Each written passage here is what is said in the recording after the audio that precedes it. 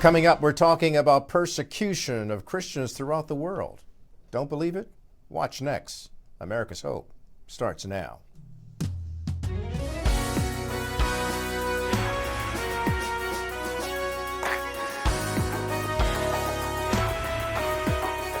This is America's Hope from our global headquarters in New York City. Here's Kelly Wright. Hi, everybody. I'm Kelly Wright, and thank you for watching America's Hope. Thank you for joining us this hour. I'm glad that you could. Listen, as I always say, wherever you are, I do hope that you're safe and well, taking care of yourself and your family because you matter.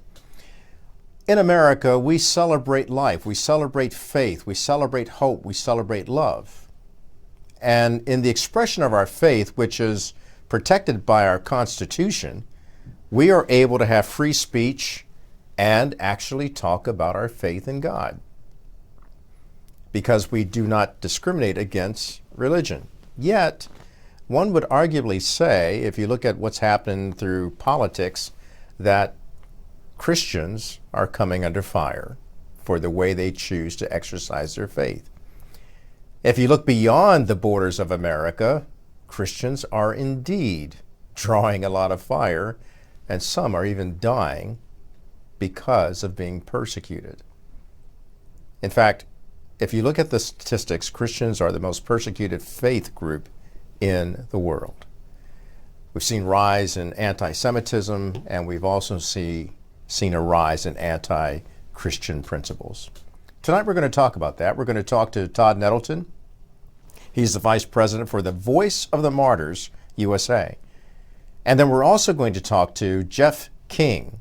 He represents the International Christian Concern. Let's get started. And welcome to America's Hope. Tonight, I want to introduce my guest to you. He's Jeff King, President, International Christian Concern, the ICC. Persecution.org is where you can find him and find all of their concerns about what's unfolding throughout the world. Jeff, by the way, is one of the world's leading experts on religious persecution. He has traveled to 70 plus countries. He's been interviewed or quoted by most major media, including the New York Times, Wall Street Journal, Fox, BBC, Washington Post, CBN, and numerous others, including our own America's Hope. Jeff, you've been focusing on what's happening out there. I want to read something before we get into our conversation. It's based on the Religious Persecution and the World Watch List of 2024, issued by the UK's House of Commons. This is what they wrote in their library. Around 365 million Christians are subject to high levels of persecution and discrimination.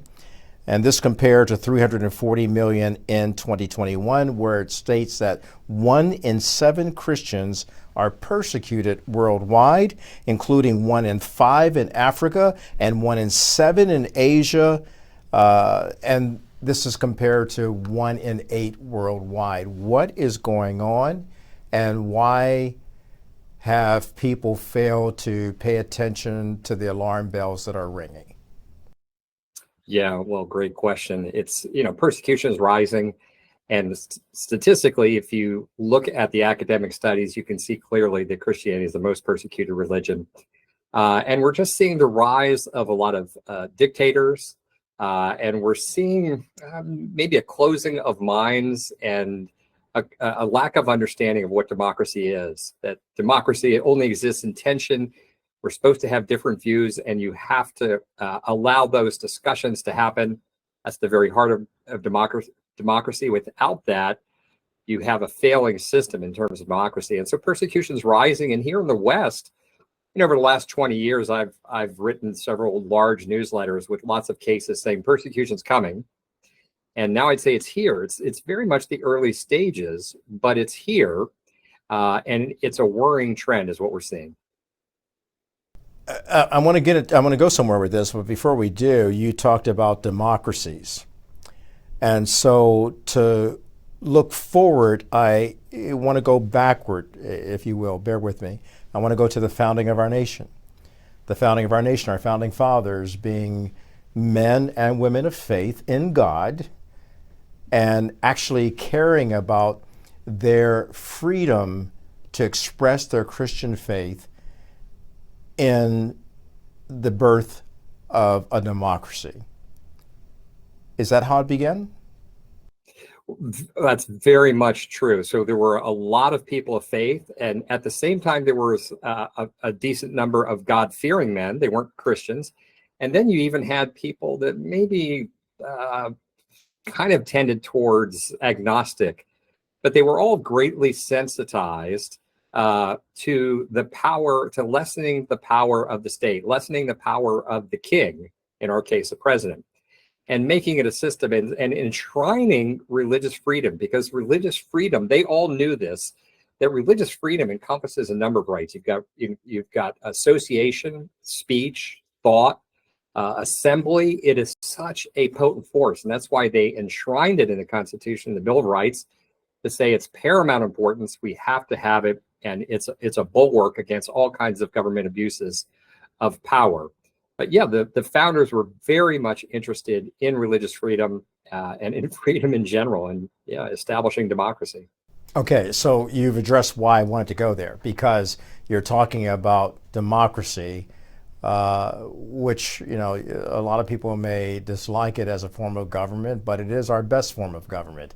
And if you have faith in the marketplace and in the governance of a nation, as you stated, it's a bulwark against dictatorship, against people who would suppress religious freedom. And it's something that we don't adhere to here in America, at least when we first started as a nation, we didn't. And yet we see the rise of many people persecuting Christians even in our homeland. Where did we go wrong? That's a great question. It's a complicated question, right? And it's a complicated answer. But, you know, the level of faith among people in the United States has waxed and waned. And we go through periods of revival and retrenchment. So that's all normal. At the same time, though, what we're seeing is fundamentally different, where there is a restricting of rights for people of faith. And that's kind of a new thing. So Christians might be held in favor, they might be held in derision, but there is always respect for democracy, and that whether you're agnostic or religious or Christian or Muslim, there's religious freedom, and that's important. That's what's starting to lessen. And and what we're seeing is, look, what the despot and the dictator does overseas to strangle people of faith, to oppose people of faith, you know, what do? They say, Kelly, first of all, we have religious freedom, but what that means is you can't practice it in the public square. Now, you can go back to your hovel and think whatever you want. Don't share it with anybody. Don't bring it in the public square. That's religious freedom. So that's what really a lot of the radical left is starting to embrace, and to say, you know, we dislike Christians, and so they get silenced, they get punished. There's thought crime. They're disappeared in the media. They become non-persons, the cancel culture. All this is symptomatic of kind of the beginning stages of the death of democracy. Again, you have to have that tension where we don't game the system. We disagree, we dislike the other party, people believe whatever, but we all get along. It's a space for all of us to get along and to have differing views, and that's healthy and normal, but we don't game the system to kill off our political opponents or those on the religious right. You talked about the death of democracy, something that the CCP, the Chinese Communist Party, would love to see happen to America, that democracy would fail and be declared dead. Explain to our viewers why it's so important that democracy does not fail, particularly given the fact that adversaries like China would love to see us just roll over and die. Yeah. So first of all, you referenced one of my favorite phrases earlier, and it goes like this. It's like, democracy is a terrible form of government, but it's better than all the rest. So it's a messy business. But look, if you look at, here's something the communists love to say, and the radical atheist or hard leftist, they'd say, religion is the root of all evil. So many people have died under the hands of religion And for those who think that and say that, I'm like, you haven't scratched deep enough. You need to go and drill down farther. And look at what the Marxists have done and how many millions they have killed around the world. Hundreds of millions at the hands of those who oppose religion and hate religion. So we oppress by our nature, and this is what the founders knew. By our nature, we oppress and we attack that which is different. We fear it, we attack it, and we try to silence them. And that's kind of what's going on. That's human nature. That is why democracy is so important. It creates a space where we can all get along. We can disagree. That's healthy and normal and right. But we all trade power, and the left has it, the right has it, and you trade back and forth. And once you try to kill off the competition completely, that's where you have the dictatorial system. And the founders knew what happens with concentration of power.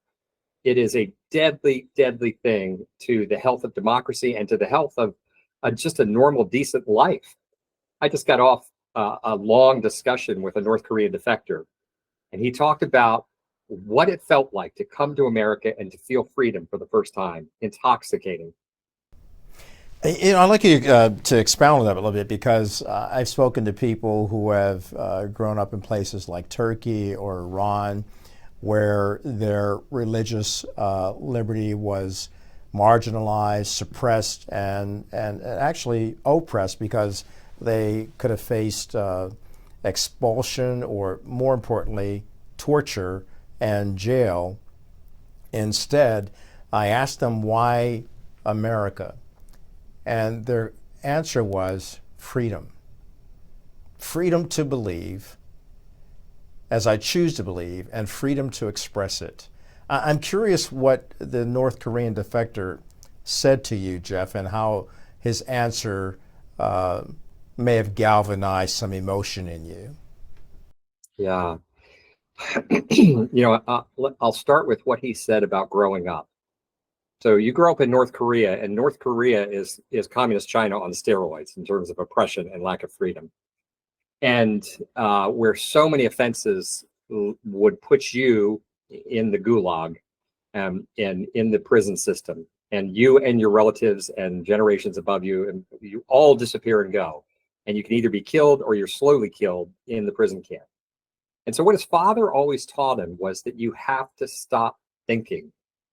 And that is the way to survival. We stop thinking, because anything we think it comes out here. So the way to survival, there's spies everywhere. So the only solution is to stop thinking, become a robot. And so he practiced that, but he hated it. And so first of all, even going to China, it was such a wake-up call, because China was a paradise compared to North Korea.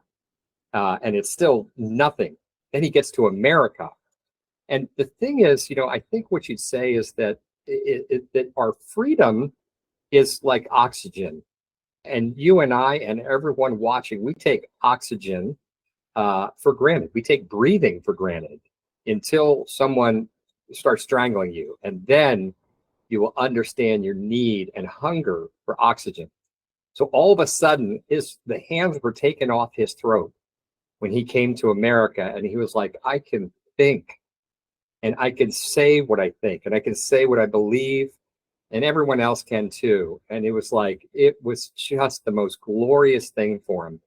We have so lost this. We so take it for granted, and we're so ready to oppress and to silence those who have views different than us. And that is that's antithetical to democracy. We've got to stop thinking like this. Powerful story of what you're talking about, and for you to have that wonderful opportunity to do so. It keeps you, I would venture to say, encouraged about the work that you do, and warning the world, and particularly America, about the persecution of the Christian faith. Yeah, absolutely. It's such a blessing. And you look at the persecuted, and there's something about the persecuted church. It's the fastest growing church in the world. And there is something to be learned from that. And there's a lesson for all of us. We think of their suffering as something different, but there's a lesson for all believers, that the suffering that they go through is transformational. And it's a lesson for all of us internally. I'm really kind of getting off the subject of just persecution. It's a universal lesson of spiritual depth that the Lord wants to take our suffering and to get us to a place we can't get to on our own. It's a door of transformation. It's not a destination. But persecution overseas is the great seed. It's the great fertilizer of the church. And we can see that. You mentioned Iran. What an amazing story where the Ayatollahs just decimated and killed and murdered the church. And the church has exploded in Iran. And it's so many other places. And you know what's interesting about, it's noteworthy about Iran as well as China. The persecution of these groups have caused faith to explode, as you talked about, and now there's an underground movement that they can't stop. Cannot stop it. That's the story. Yeah, that's the story of faith, of our faith going back 2,000 years, and it really gives you so much encouragement because what we're involved in is the Lord's war. And we win, we're not like radical Islam. We don't dominate by the sword. We don't oppress. We free people through love. And because it's his battle, it's his war, it can't be stopped. So again, the Ayatollahs, oh my gosh, they spent decades imprisoning in wretched, wretched conditions in the most horrible prisons. They could do nothing to stop the explosion of Christianity and really the death of Islam. Same thing in communist China. We don't really know for sure, but I'd say it's probably at least 150 million Christians in China, and they are now the evangelists to the world. It's an amazing, amazing church. You're watching America's Hope. We're coming back with much more in just a moment.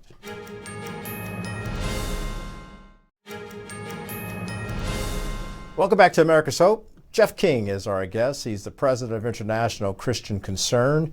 And you can reach him at persecution.org. Jeff is one of the world's leading experts on religious persecution. He's traveled to more than 70 countries, and he's been interviewed or quoted by most major media, including the New York Times, Wall Street Journal, Fox, BBC, Washington Post, CBN, and of course he's here on America's Hope, which is NTD and Epoch Times.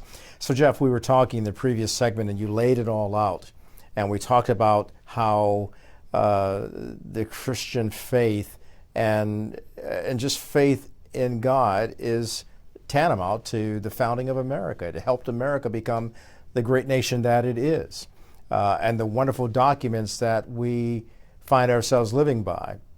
The Declaration of Independence, the U.S. Constitution, the Bill of Rights. Oh, and by the way, putting on our monetary dollars, "In God We Trust." We don't always practice that, but we do at least acknowledge it and state it. And the wonderful thing you talked about in the last segment was freedom. How people fleeing to America still recognize the freedom that we have, which is indicative of the fact that America is still perceived as being a beacon of hope. It absolutely is. And even also, Kelly, a champion of religious freedom around the world. And that's starting to wane a little bit, but they look to us to stand up to the evil dictators they live under, to stand up to the radical Islamists they live under, and to say, and to cry foul, and to keep the moral high ground. And now we have to have that at home to keep the moral high ground and to call foul on other countries. We have to have it here, which is part of what we're getting into right now. But they see that very much as part of our role as the United States, to bring democracy, to bring freedom, and to bring religious freedom to the world. And again, though, the irony is that we're starting to see these things dim here at home. You know, I'm glad we're talking about this because you're seeing these things dim, that the light of faith is dimming here in America. We've seen it on our college campuses in regard to the rise in anti-Semitism and students actually going to our elite universities and taking time out of their educational pursuits to have a pursuit of saying death to Israel and death to America. That's a clear sign that something is amiss. How do you define that? Well, and you're speaking of a broader problem, but let me just touch on this one because it's such a fascinating story. But that is really also that particular dynamic you're mentioning is very tied into oil money coming from the Gulf, the Saudis in the Gulf, and paying for positions at the elite universities in the Middle East studies programs. So these Middle East studies programs, they were created by a combination of the CIA and the Pentagon because we needed depth. Back in the 50s, we needed scholarship and we needed depth to understand the Middle East. And they could see looking forward, this is going to be a very important region and we have a lack of understanding. So they created the Middle East studies programs. Well, over time, those have been co-opted. And the Saudis and the Gulf have spent, I'm trying to think, take this with a grain of salt, but I think it's $100 billion, might be $100 billion or $10 billion over the last 10 years. They're spending $1 billion a year. And when you're giving out that kind of money to universities, it doesn't take much for the university to be very willing to please you. So if you say, wouldn't it be great to have a class on this? This is a wonderful teacher. Wouldn't it be great for him to teach at your institution? And guess who comes in? Radical Islamists, people without any love for democracy. And so that's what you're seeing in that particular dynamic.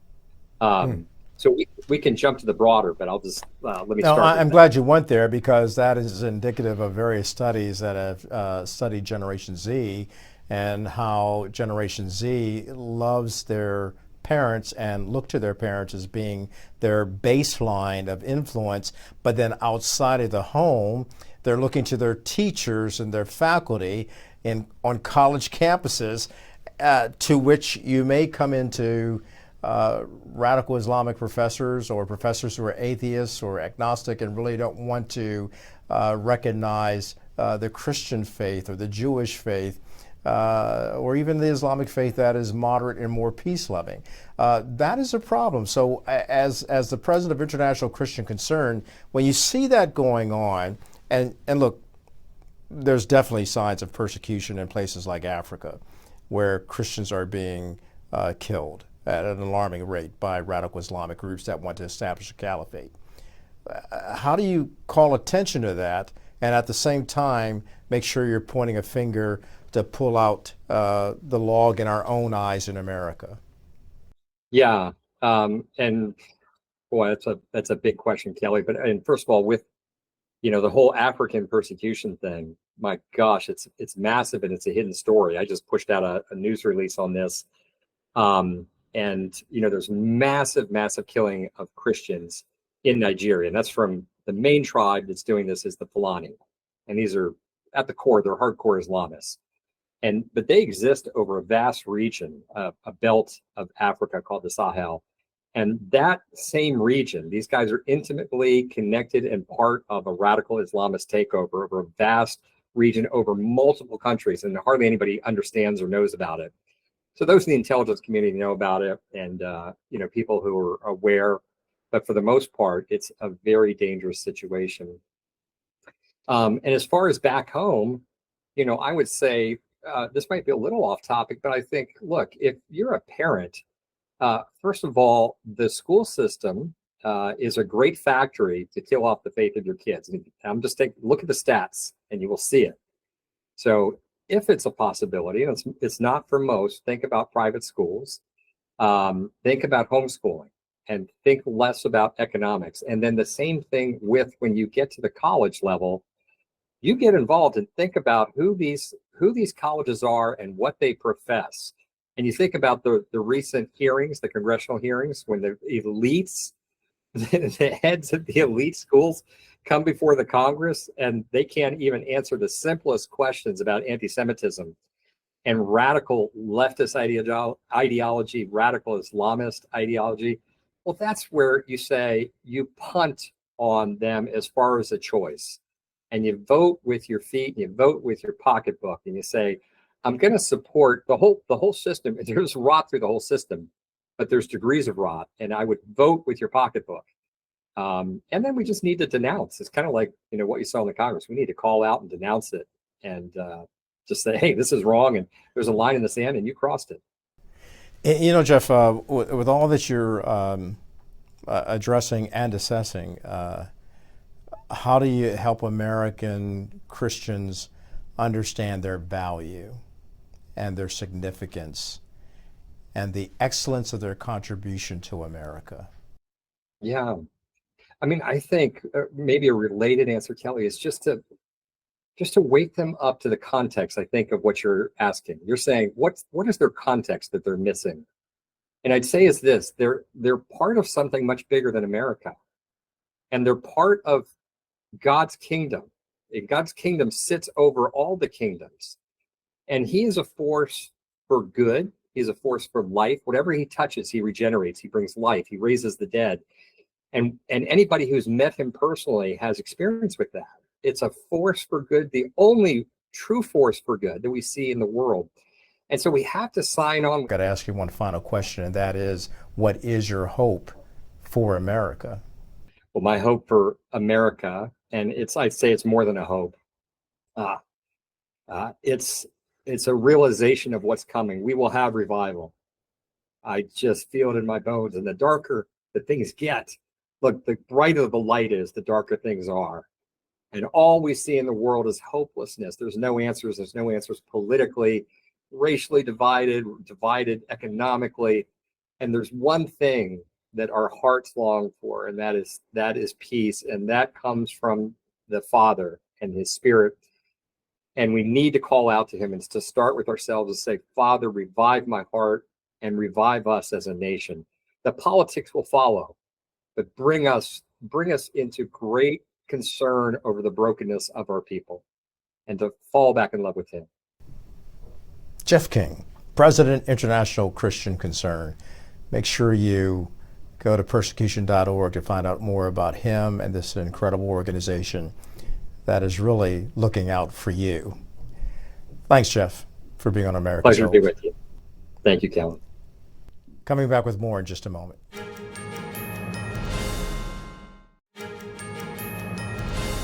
And welcome back to America's Hope. And we're joined now by Todd Nettleton. He's the Vice President for the Voice of the Martyrs USA. And he also serves as the host of the Voice of Martyrs Radio.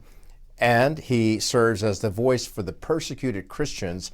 And he's actually one who goes out around the world talking to those who've been persecuted, inspiring Christians everywhere with the faithfulness of following Christ in 70 plus nations. Todd, thank you for being on the program. Look, America, you may not understand this, but Christians all over the world are facing some form of persecution. And Todd, you're here to talk to us about it. How difficult is it? Because many people in America, they're not aware of it. In fact, when you tell them it's going on, they say, oh, that's not happening. But you beg to differ. Talk to us about it. Yeah, I beg to differ. And honestly, the sad part of that is even some Christians in America think, the book of Acts ended and we flipped over into Romans, and that was the end of persecution. That's when it stopped. No, it's still going. It's still going today. And that really shouldn't be a surprise to us. Remember, Jesus said, the world hates me. And if you follow me, the world will hate you also. That's still true. That's still true in more than 70 countries. And our brothers and sisters lose their jobs. They lose their homes. Their children don't have educational opportunities. Even some are laying down their lives simply because they say, I am a follower of Jesus Christ. And no matter what you do to me, I am still going to be a follower of Jesus Christ. You can't keep me from following him. Our brothers and sisters are willing to sacrifice anything to follow him. They certainly leave a great example for us. Why would Iranians want to, or the Iranian regime hate Christians when they would only be there to actually help the nation grow? Well, Iran is such a great case study because I like to say the full name of the country, the Islamic Republic of Iran, is the site of the fastest growing Christian church in the world. Why is that? Well, what is that makes that happen? If you think back to 1979, the Islamic Revolution happens. The mullahs, the Islamic leaders, are now in charge of the government. And what they have told the people of Iran for the last 45 years is, we're going to make every decision according to the Quran. We're going to run this country just as Muhammad would run it if he was here today. And they've been doing that for 45 years. And now you look at Iran, the economy is in shambles. The country has one of the highest drug addiction rates in the world.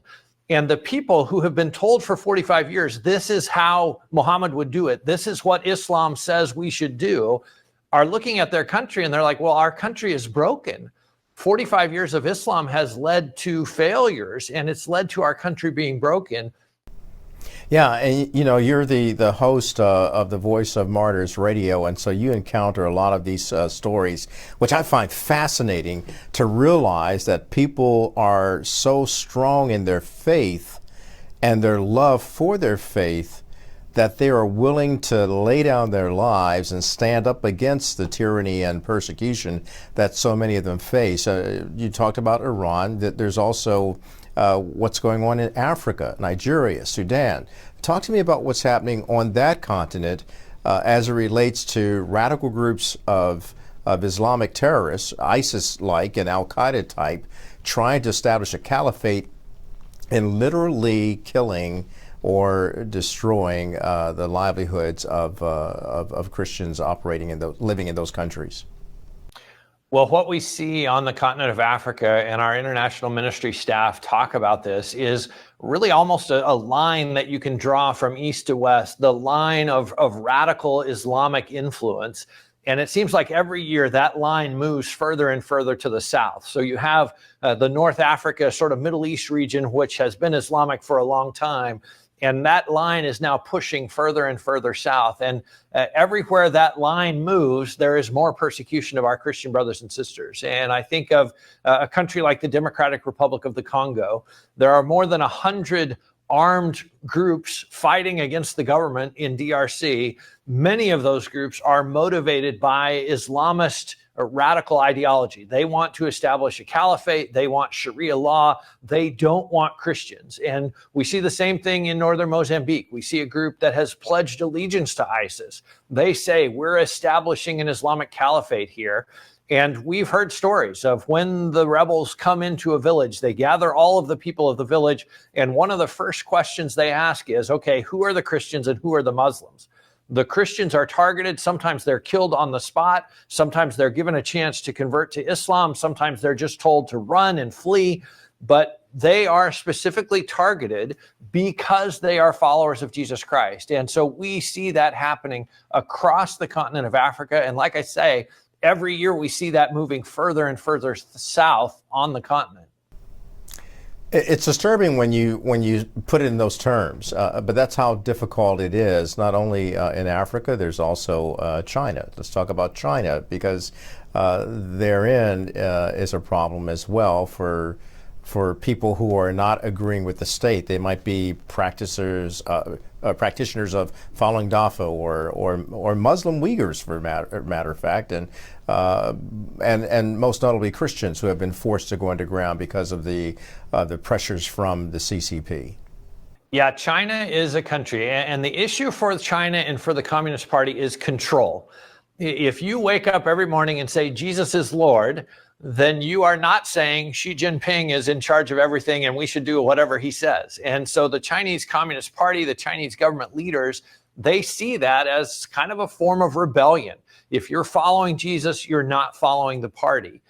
20 years ago, when I started working at Voice of the Martyrs, we used to talk about persecution in China by province. You know, we would say, hey, in this province, there's a lot of persecution, but hey, look over here, the church is operating without a lot of interference.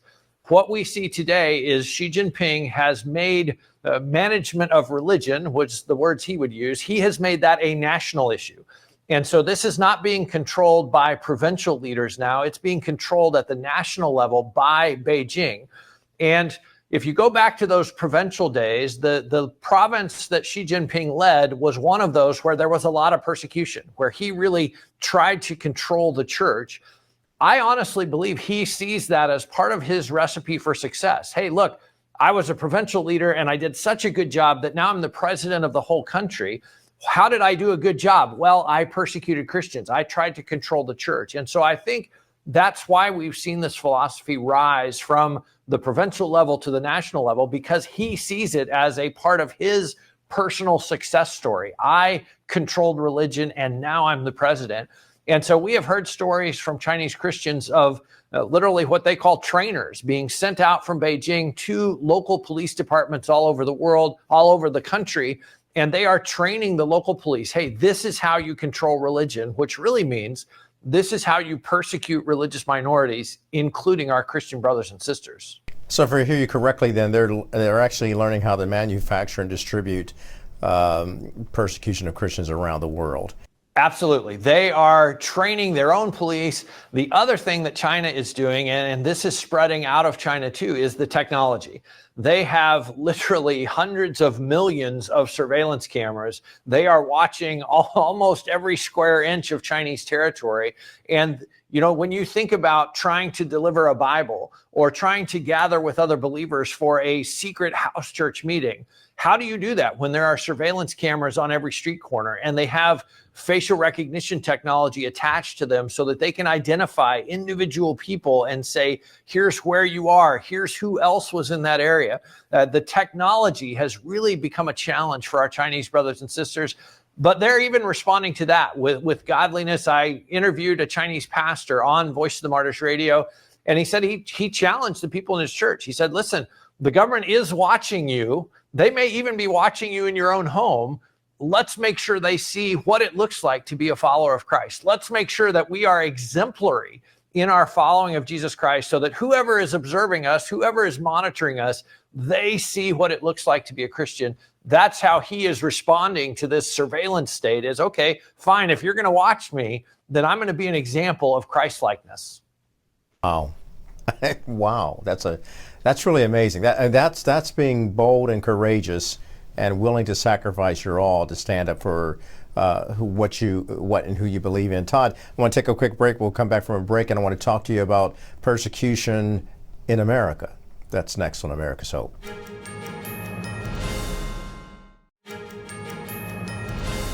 Welcome back to America's Hope. I'm talking to Todd Nettleton. We're having a fascinating conversation that is riveting, actually. He is the vice president for the Voice of the Martyrs USA. He's also the host of the Voice of the Martyrs radio. And, you know, in our previous segment, you were enlightening us about so many different areas. Now, you actually have been able to go into 70 plus nations with your message about Voice of the Martyrs, and also Voice for Persecuted Christians. And through this, you've been inspiring Christians with the faithfulness of Christ's followers throughout these 70 plus nations where they face persecution, oppression, suppression, just about everything that can be thrown at them to disrupt their practice and their way of life. I want to ask you, why is a Christian such a threat to his or her government? You know, that is such a great question. And I don't understand it either. It's like, hey, being a follower of Christ makes you a better citizen. It makes you pay your taxes. It makes you pray for those in authority over you. Why wouldn't you want everyone in your country to be a Christian if they're going to be such good citizens after that? But often, and we mentioned this as we talked about China, it is also true in an Islamic context. Often the issue is control. Hey, if you're following Jesus, if your first loyalty is to Jesus Christ, then by definition, your first loyalty is not to the party. It's not to the government. And so many of these governments see that as a threat to their power, a threat to their authority. But I'm like you. I'm like, why would you fight so hard against the growth of the church when it helps people and it makes them better citizens? It seems like you would celebrate that growth, not persecute it. The other question I have is the Arab world, as you know, is quite a growing economy. You look at Dubai and other places like that. Yet there are Arab Christians, as I understand, who are getting a message out to their nations. I'm thinking of one organization based out of Jordan called Sat7, and they're pushing this message to 6 million people to encourage them as they live a life according to the gospel. Have you talked to Arab Christians as well? I have, in fact, just a few weeks ago, I was in the Middle East and had a chance to sit down with Christians there. God is doing some amazing things in the Middle East, and there are countries that are changing in how they perceive the church, in how they even persecute Christians. There are places where, 20 years ago, the government was very active in persecuting Christians, where maybe today they are much less active. They're much less hostile towards the church. Now, that doesn't mean there's no persecution. Often in an Islamic context, persecution starts with your family. It's your dad, it's your big brother who come to you and say, listen, we are a Muslim family. And you say you're not a Muslim anymore, so you're not part of our family. We don't have room for you to not be a Muslim and be part of our family. That often is where persecution starts in a Muslim context. Now, after that, maybe the police get involved, maybe the government gets involved, depending on where you are in the Muslim world. But that family persecution is often where it starts. And one of the results of that, and one of the things I would encourage those who are listening and watching to do, is to pray for whole families to come to Christ together. Because when that happens, you've already crossed that first line of persecution. If dad and mom and brother and sister all accept Christ at about the same time, that first line of persecution is already overcome, because they're obviously not going to persecute each other if they are all believers at the same time. So that's one of the things we encourage people to pray for, especially in the Muslim context, in the Muslim world, is pray that whole families will be reached with the gospel together. I got to ask you, let's spread this now to Europe and then America. What are we seeing in Europe with various groups that are now becoming hardened to this way of life? I think we certainly see that the cultural winds are not blowing in favor of the gospel. And so I think the responsibility that we have as we look, as we observe, we need to make sure that we're ready for persecution. We need to make sure that we're ready to stand strong in our faith, no matter what the government says, no matter what our job says, no matter what our friends say. We have to be ready to stand strong. And I encourage people, there's kind of two pathways to gain that strength. One of them is obviously the scripture. We need to go and see what the Bible says about persecution. It has a lot to say about persecution. But the other way that we can challenge ourselves and grow ourselves is by looking at the stories of those who have already been persecuted. I'm a football fan, and so I like a football analogy. Hey, if I'm going to play the Patriots on Sunday, I'm spending this whole week watching film of the team that beat the Patriots last Sunday, right? I'm looking at what plays they ran, how they did it. We can do that same thing spiritually. We can look at our persecuted brothers and sisters. We can see how they responded, how they prepared themselves, what they did to be victorious in the midst of persecution. And so when and if that day comes for us, we're ready to go. Yeah, you're talking about Europe and America. So based on that, and based on your travels to the Middle East and other areas around the world that have been hot spots and trouble spots, you still have this optimism and hope of what can be accomplished in this present darkness, and that is the light of the gospel shining forth. So what's your message to America, and what's your hope for America? I think my message to America is to pray for persecuted Christians. That's what we want Christians to do. The other message I have is the church is not dependent on the government. I mean, we talked about the fastest growing church in the world is in the Islamic Republic of Iran. For 45 years, the government of Iran has done everything they could do to stop the growth of the church, to stop the spread of the gospel, and yet it's the fastest growing church in the world. So I would encourage us, obviously, we want to be good citizens, we want to pay attention to our government, we want to have a voice when we can, but we don't count on the government to be able to grow the church. We count on the Holy Spirit, we count on the Lord to be able to do that, and He can do that no matter where the government stands on any particular issue. Talk to me real quickly, we got to go, but talk to me about the International Day of Prayer and why that's very important as well for Voice of the Martyrs. Well, it's coming up this Sunday, the International Day of Prayer for Persecuted Christians. The number one request of persecuted Christians is that we pray for them. And so the International Day of Prayer is a day when we hope every single church in America, every single church around the world is going to pray for persecuted Christians, because it's the first thing they ask us to do. And what a pleasure to have you on, Todd, to share these insights from Voice of Martyrs. And you're out there in Bartersville, Oklahoma. People can reach out to you and contact you online as well. And where can we hear Voice of the Martyrs radio? Persecution.com is the main Voice of the Martyrs website. We've got International Day of Prayer resources there. There's also a link to vomradio.net. You can find a local station broadcasting it, or you can link to the podcast. Again, vomradio.net. Love what you do, man. Thank you so much for joining us. Todd Nettleton, Vice President for the Voice of the Martyrs USA. Thank you. Thanks for having me. We're back with more in just a moment. And welcome back to America's Hope. I'd like to thank our guests who appeared on the program, Todd Nettleton as well as Jeff King. Both of these men have said a lot about persecution and why it exists. But one thing that can't be asked is, why would you persecute someone who is trying to live a life to follow the golden rule, to treat others as you would want to be treated? Oh, and by the way, if there's darkness, showing their light of hope. And if there's persecution, still having this steely resolve to exercise their faith in the face of that and love the very enemy that's persecuting them. I don't have an answer for that, but I do know that in the faith that people have for God and Jesus Christ, since we're talking about Christians, there is a hope that always prevails. And that's good for every nation on this planet, including the USA. Till next time, God bless.